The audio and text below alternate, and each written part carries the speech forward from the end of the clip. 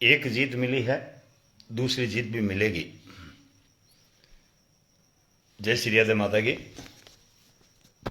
आप सब लोगों से दांत में भयंकर दर्द था, दाढ़ एक निकलवाई है, अब थोड़ा सा आराम है। सुबह से भयंकर तकलीफ में था, इसलिए काफ़ी लोगों के फ़ोन नहीं उठा पाया, उसके लिए माफ़ी चाहता हूँ।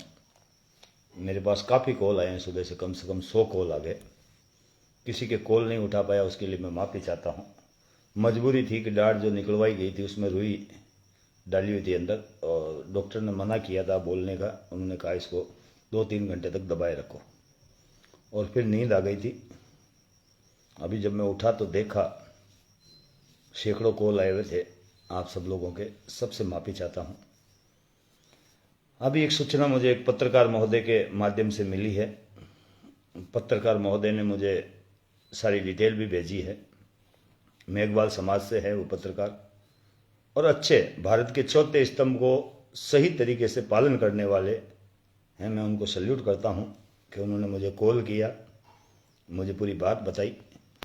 आज बाड़मेर जिले की उस बालिका के बारे में हमें एक छोटी सी जीत प्राप्त हुई है। 25,000 का जो इनाम मैं बार बार कह रहा था घोषित है, घोषित कर रहे हैं, घोषित कर रहे हैं, घोषित। आज एसपी साहब ने पुलिस हैंडल जो बाड़मेर का है उसके द्वारा ट्वीट किया है, और उन्होंने कहा है कि हमने भगोड़ा मान लिया है और हमने टीमें अलग अलग गठित कर दी है, और 25,000 का नगद इनाम उन्होंने आज हमें बताया कि 25,000 का क्या लिखा है उसमें। मैं एक बार, तब तक वीडियो को शेयर कीजिएगा।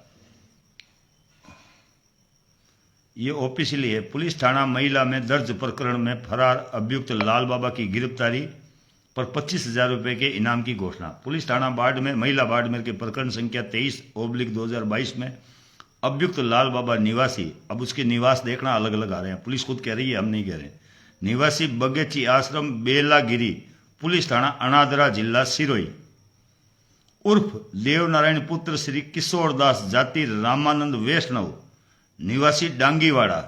2 निवास आ गए उसके। अब तीसरा आप और देखना उसका।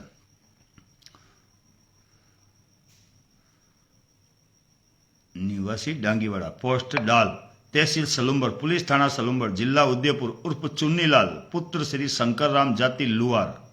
अभी वैष्णव भी है, लुआर भी है, एक अनादरा भी है, 3 जाति के। निवासी पायरा, पुलिस थाना जलारा, जिला उदयपुर के विरुद्ध अपराध अंतर्गत धारा 384, 376, 2N, 52 व 5/6/6 फोक्सो एक्ट के तहत जुर्म प्रमाणित है। ये पुलिस प्रशासन का कहना है, इतने तो नहीं मान रहे थे, लेकिन अब राजस्थान सरकार की पूरी पुलिस ने यह माना है कि वो फोक्सो एक्ट के लायक है। पहले 376 धारा ऐड थी, लेकिन अब फोक्सो लगा दिया पुलिस ने, उसके लिए धन्यवाद। एक्ट का जुर्म पर उक्त फरार अभियुक्त की गिरफ्तारी हेतु पुलिस टीमों द्वारा आसपास के जिलों और राज्यों में संभवित स्थानों पर तलाश की गई। मतलब कई राज्यों तक उन्होंने तलाश की है, अब वो क्या किया क्या नहीं किया, परंतु फरार अभियुक्त की अभी तक कोई पता नहीं चला है। इस अपराधी की गिरफ्तारी पर पूर्व में श्रीमान महानिरीक्षक पुलिस जोधपुर रेंज जोधपुर द्वारा 8,000 रुपए का इनाम घोषित किया था, जिसको निरस्त करते हुए अब श्रीमान अतिरिक्त महानिदेशक पुलिस अपराध राजस्थान जयपुर द्वारा उक्त प्रकरण में अभियुक्त को गिरफ्तार करेगा या करवाएगा, या गिरफ्तारी करने के लिए पुलिस को सही सूचना देने वाले व्यक्ति को 25,000 रुपए के नगद इनाम की घोषणा की गई है। पुरस्कार वितरण के संबंध में अति महानिदेशक पुलिस अपराध शाखा राजस्थान का निर्णय अंतिम होगा। अपराधी के संबंध में सूचना देने वाला नाम व पता गोपनीय रखा जाएगा। इस संबंध में सूचना निम्न नंबर पर दी जा सकती है। पुलिस अधीक्षक बाड़मेर 029200005, अतिरिक्त पुलिस अधीक्षक महिला सेल बाड़मेर,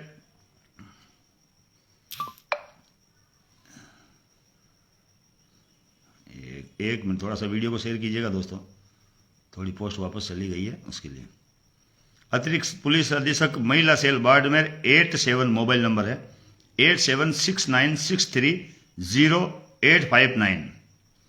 थाना अधिकारी पुलिस थाना महिला बाड़मेर 9784417157। पुलिस नियंत्रण कक्ष बाड़मेर 02982221922। और ये जीत अकेले नारायण प्रजापति की नहीं है या पीड़ित परिवार की नहीं है, ये आप सब लोगों की जीत है। और ये जीत की पहली सीढ़ी है। हम जो चाहते थे कि वो उसे भगोड़ा घोषित करे, लेकिन इतनी बार हुआ, हम जितनी बार भी मेहनत करते थे उतनी बार केवल एसपी साहब ने कहा था कि हमने उसे भगोड़ा साबित कर दिया, 8 का इनाम रखा है, 2000 का इनाम रखा है। हमने भी उनको कहा सर आपके ट्विटर हैंडल, जो पुलिस का ट्विटर हैंडल है बाड़मेर का, उस पर आप डालेंगे जब हम विश्वास कर लेंगे। तो शायद मुझे लगता है आज ये ऑर्डर आया है और आज ही उन्होंने डाला, क्योंकि पुलिस देरी नहीं करती। इतने दिन तक वो कार्रवाई में चल रही थी, लेकिन आज आप सब लोगों की जीत की पहली सीढ़ी प्राप्त हुई है। मैं फिर अपील करूंगा, अभी हमारी जीत बहुत दूर है। हमने सिर्फ इतना काम किया है कि उस बाबा को भगोड़ा घोषित कर दिया, हमने ये काम करा कि उस पर फोक्सो लगवा दिया, हमने ये काम करा कि उसके जितने भी ठिकाने थे पुलिस ने उसे ठिकाने को बंद कर दिया। अब पुलिस से हमारी एक ही रिक्वेस्ट है कि आप किसी भी प्रकार से उसके जो सहयोगी हैं, जिसको भी उनको पता है, उनके चेले चपाटे हैं, उनसे सख्ती से पूछताछ करें और बाबा का पता करें। ऐसा तो है नहीं कि बाबा पूरा अंतर्ध्यान हो गया हो, इतना जानकार हो कि वो गायब हो जाता हो, ऐसे नहीं है।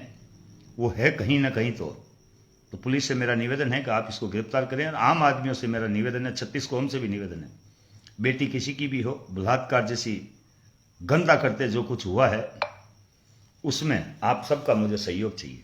आगामी 1 तारीख को कम से कम 500 जगहों से मुझे ज्ञापन चाहिए।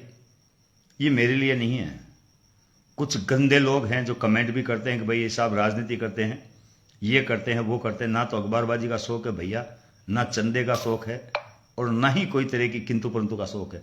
जहां जाता हूं सटीक बात करता हूं, और सटीक बात कहना ही उचित है। अभी हाल ही में मैं अजीतगढ़ के पीड़ित परिवार से मिलकर आया था। उसने कहा था कि मेरे साथ धोखा हुआ, मेरे साथ ये हुआ, मेरे साथ वो हुआ। मैंने उसको कहा था जो कानूनन बात होगी वो मैं तुझे बताऊंगा। 22 तारीख को उन्होंने मीटिंग रखी, कल की। उस मीटिंग का अब औचित्य यूं नहीं रहा कि मैंने जितनी सलाह देनी है, मैं जितना कानून जानता हूं उतनी उनको सलाह देकर आया था। उसके बाद ही वो अंड संड फेसबुकों पर, व्हाट्सएप पर पोस्टें डालता है, तो इसका मतलब वो पीड़ा नहीं है उसमें। अगर पीड़ित होता तो रिक्वेस्ट करता और कोई करता। मैं 1000 रुपए देकर आया उस पीड़ित परिवार को। वो लिख रहा है कि 1000 रुपए देकर आया था और मेरे बारे में अंड संड शब्द लिखे हैं, उसके बारे में भी मैं आपको बताऊं। आप अचंभित होंगे कि कैसे कैसे लोग हैं जिनकी किस प्रकार की पीड़ा में हम लोग सहयोग कर रहे हैं और क्या क्या झेलना पड़ता है। एक भगोड़ा, एक झूठा समाज सेवी पहले आया था जिसने अपना नाम चमकाने के चक्कर में, यानी वो सबके बारे में कह रहा है, केवल मेरे अकेले के बारे में नहीं। पहले आया था, अजीतगढ़ का मामला है, पहले कौन आया था क्यों नहीं आया था वो जाने, उनका काम जाने। लेकिन किसी भी समाज सेवी के बारे में ऐसे शब्द लिखना गलत है। नाम चमकाने के चक्कर में एक गरीब परिवार का इस्तेमाल किया।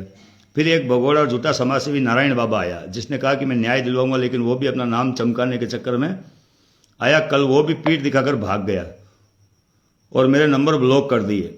उन दोनों के बीच एक फर्क है जो कि कभी उसके पास होता है, कभी इसके पास होता है। नारायण बाबा बोलता है कि मैं पूरा खर्चा दूंगा, लेकिन खर्चे के नाम पर 1000 रुपए दे के गया।